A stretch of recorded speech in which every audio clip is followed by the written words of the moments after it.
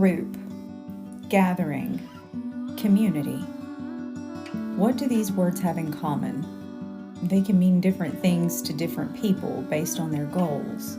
Communities form around all kinds of actions: hunger, politics, religion, sports teams.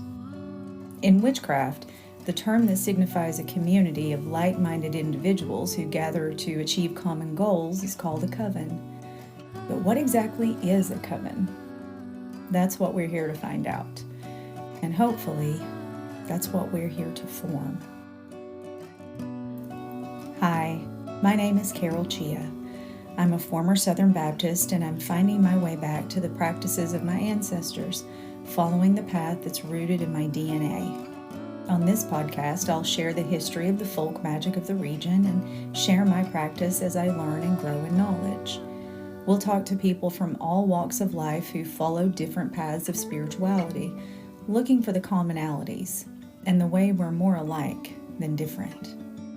If you're searching for a way to connect to spirit, pick up your walking stick and let's get to exploring. Growing up in the Southern Baptist Church, the term coven was always associated with evil. Add to that the copious images of witches in pop culture, and the witch coven was viewed as consorting with the devil. Now that I'm out of the SBC and realize that the devil is a boogeyman created by men to control the masses, I'm free to explore the power of the coven and find usefulness in one, even as a solitary practitioner. In modern terms, Wicca has quite a corner on the coven market. I don't practice Wicca, so I'm no expert, but here's what I've learned. There's a hierarchy to them. 13 is considered the ideal number of members. They're usually led by a high priest and high priestess or by elected officers.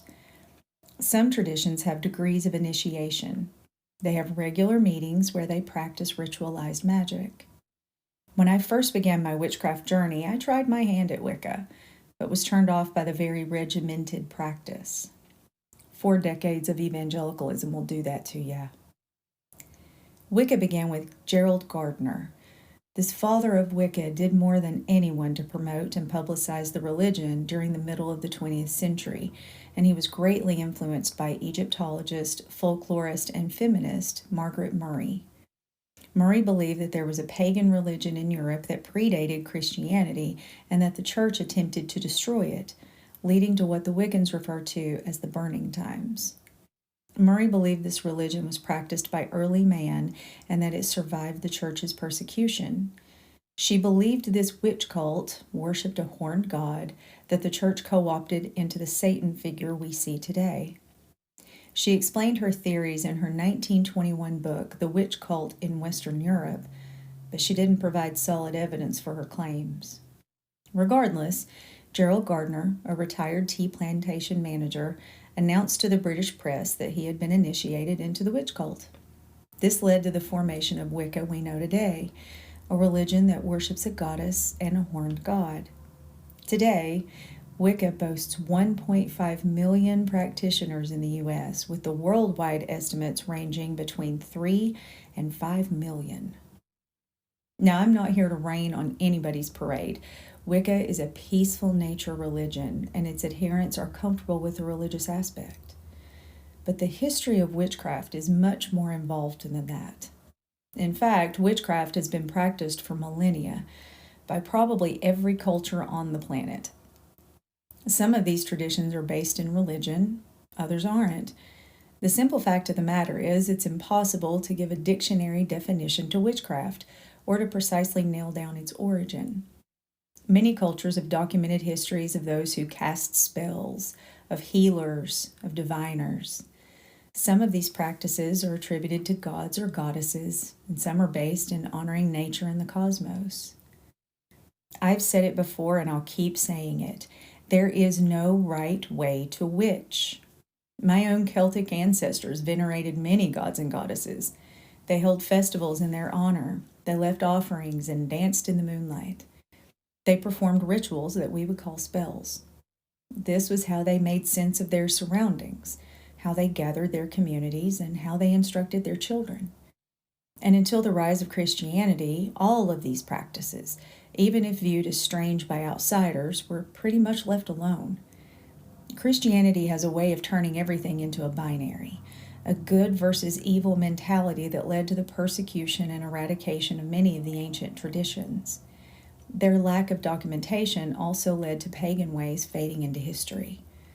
The stories were no longer passed down, and since they didn't commit any of their traditions to paper, we're left to pick up trails of breadcrumbs wherever we can. Even in societies where documentation existed, the rise of the church turned those stories into tales of evil and devil worship. So what I'm saying is this: witchcraft is personal. It is unique to you. It's a practice from your heart and should be practiced as you see fit. Nobody wrote a rule book. Nobody's keeping score. Ignore the naysayers. Don't give space to the doubters. If you are a witch, you just are. No definitions and no permission needed. Think back to a month ago. We were pumped. We were riding high on the emotions of the possibility of new leadership. We were happy.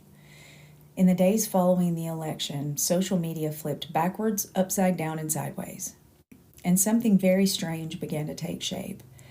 The whole of social media began to split. For those of us who were devastated by the election results, we quickly devolved into camps. On one side, the anger took over. It propelled so many creators to focus on this anger. All of their content became rage-filled diatribes. For some, fear came to the front, leading to video after video of food prepping, buying generators, and digging bomb shelters. For others, they focused on hashtag FAFO, where those on the other side were whining about being dumped by their families and friends for voting for Trump and freaking out when they realized what tariffs are. But for some of us, those for whom someone coined the 4 a.m. club, something changed. We began to seek each other out. We began making videos about a feeling of awakening. We began to notice a change in the atmosphere. Tons of people who never even considered witchcraft began reaching out to practitioners. The divine feminine tapped us on the collective shoulder and told us it was time. And that's what I want to talk about today. For those of us who heard the call, it's time to get busy and pick up the damn phone. There's a common misconception that witchcraft is a religion, and that's true for some. Some of us venerate deities. Some of us add witchcraft to our organized religions. But for many people, deities are not something they acknowledge, nor do they plan to. It is 100% possible to be an atheist and still practice witchcraft. Witchcraft in and of itself is not a religion, but a practice, and a state of being. Witchcraft can be connected to the universe through nature, using herbs as medicine or connecting with the power of the moon. It can also mean casting spells, channeling ancestors, or divining the future. Witchcraft can be focusing on self-care, on developing habits to become a better person. It can be about meditation and calming techniques, focusing intention on positive outcomes. I have always been a solitary practitioner. The name of the podcast is Solitary Magic, so it's pretty evident that I work alone. But that doesn't mean that I can't collaborate with others, that I can't be in community. And community is exactly what we are being called to create. Whether you believe in the divine feminine, the universe, or just collective thought, we are being directed to form community. So let's talk about how to do it. When we study the societies of the past, the one thing they had in common was the importance they placed on community. They shared hunting lands, farmed the same fields, and harvested for the community as a whole. Festivals celebrated this togetherness, where harvests were gathered and shared with everyone. Neighbors actually helped each other and depended upon one another for their survival. Modern advancements have all but eliminated the communal aspect of society, and capitalism focuses on the success of the individual at the expense of others. We've lost our communities even as we gained international air travel and microwaves. Don't get me wrong, progress is wonderful, but we are living the effects of it, and sometimes those effects are nasty. Most of us don't even know who our neighbors are, more than just to offer a passing wave if they're outside when we pull into our garages. We are simultaneously the most connected and the most isolated than at any time in human history, and we're suffering for it. The very political climate bears this out. For those who are standing on their soapboxes complaining about trans women in bathrooms, there is a very high probability that they've never met a trans person. Fear of the unknown leads to hate. We all know that. I have seen with my own eyes a person who carried this fear-filled hate regarding the trans community until they actually met and got to know a trans person, and it changed their whole stance. Imagine if we still had people over for dinner or had neighborhood block parties. When we know each other, our opinions soften. Ancient people used stories to share their traditions and to warn of dangers. Folk tales sprang from these communications, and folk tales continue to warn us. Stories abound in cultures around the world that stress the importance of community and how staying close to the group will offer protection and abundance. But in our modern age with pocket-sized computers that tell us everything we think we need to know, community doesn't seem all that important anymore. Another issue with social media is the way it promotes large-scale action. And don't get me wrong, this is great in certain situations. Think of the aid social media has sent to Palestine, of the awareness that spread because of social media platforms. But the problem with these large-scale movements is that it's easy to think other people will take care of it. We share videos, post pictures in our feeds, and sit back in our savior complexes, proud of all the good we have done. I just saw Wicked last week, and Glinda is the perfect example of this. She's so sure of herself and her goodness. She does things for people to make herself feel better. Elphaba is the one who pushes up her sleeves, gets in the trenches, forms relationships, and gets to work. Glinda stays behind in Oz, becoming the poster witch for the administration. She knows the wizard is a fraud, but she's content in staying under his protection. Elphaba gives up everything to save others. So, do we want to be Glindas or Elphabas?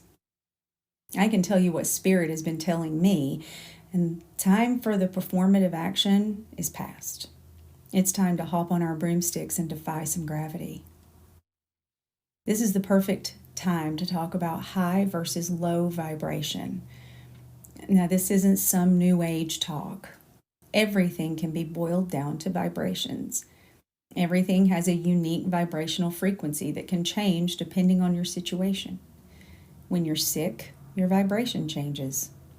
Medical treatments such as whole body vibration are used for increasing blood circulation, treating various neurological and musculoskeletal conditions and pulmonary function. Studies are ongoing in the areas of Alzheimer's, Parkinson's, and fibromyalgia. Vibrations are real, and they can be measured and manipulated. In spiritual discussions, vibrations relate to a spectrum of emotions that can impact your life.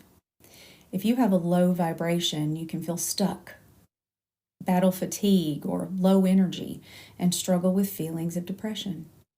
You may find it difficult to dump bad habits or bottle up feelings of jealousy or resentment. You'll find it difficult to forgive yourself and others. Guilt is a low vibration emotion, and it's easy to fall into negative thoughts and actions. On the flip side, those with high vibration energy are self-aware. They're often creative and have new ideas. Emotional balance, gratitude, and a sense of humor are all high vibrations. Happiness isn't based on exterior events, but based on satisfaction with your inner core. You tend to nurture others, to find the good in situations and feel in tune with your body. All of these things, both high and low, can affect your body and your physical health. The mind is the center of healing.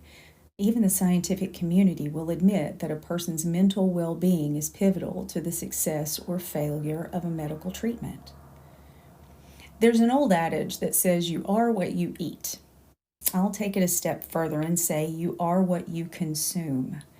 Media, the people you interact with, the things you buy, all of these things affect your vibration.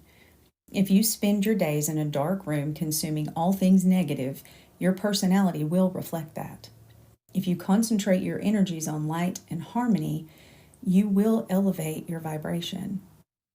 I know this may sound simplistic, but if you've ever been to therapy, this isn't new. Mindset is the first step in reaching your goals. If you want to get fit, you change the way you do things, right? You start paying attention to what you eat. You go outside for a walk. You make an effort to change. But if you're constantly telling yourself that you're hideous and nothing is going to work, no amount of squats or protein shakes will change anything. Your mindset is the key to success or the reason for failure. Now, I'm not all sunshine and roses. I know there is a real, palpable danger now that the election is over. We have a reason to be scared, but we cannot allow that fear to propel us into low vibration emotion. We must use that fear to move us into high vibration action. We need to form community, a coven. So how do we do it? We start by being a person others can identify as a safe space. We strike up conversations at the grocery store. We volunteer at community centers. We get to know our neighbors. We seek out those who are like-minded and begin having conversations about caring for others. Most importantly, we develop community within ourselves. We get to know ourselves, what makes us tick. We spend time in quiet meditation facing our demons, not running from them. We ask ourselves the tough questions, get to know our own character, and if something there is leading you to feel depressed, angry, or defeated, we focus on changing it. I have been charged by Spirit to form community. That's a tall order, and I'll be honest with you, it scares me to death. But I know as sure as I'm speaking these words that the direction is clear. What began as a podcast to talk about Appalachian folk magic has been given a new path. It's time to form our coven. I have a subscription on my TikTok that I'll link in the show notes. This is where our coven will form. If you don't have a TikTok but are interested in joining us, I'll link my email as well. As we grow and develop, I'll find a more inclusive platform that will allow us to meet on a regular basis. The purpose of this coven is to learn from each other. It is to develop clear and distinct action items that will allow us to serve our communities. We'll meditate together, discuss spell work, and read books together. We'll invite others to speak to us so we can gain more knowledge. We'll partner with outside organizations and offer assistance where we can. And most of all, we will concentrate on our combined intention to heal our society. Now, this may sound altruistic and lofty, but we've all been waking up at 4 a.m. for a reason. It's time to answer the call. And I'm going to issue a challenge to you. Pay attention to what you consume. Skip videos that don't serve the higher good. Concentrate on actual face-to-face interactions instead of hunkering down in fear. Look for ways to be bold. Study the actions of others and concentrate on the vibe they're putting off. Does it feel positive? If it doesn't, be wary. As we've already discussed, it's possible to turn anger into positive action, but if the anger doesn't lead to anything, stay away from it. Use your fear to propel you into action. Remember, Elphaba could have stayed with the wizard and tried to change the system from within, but she knew it was pointless. She chose the harder path, the one that was focused on love, even though it turned her into the villain in the eyes of many.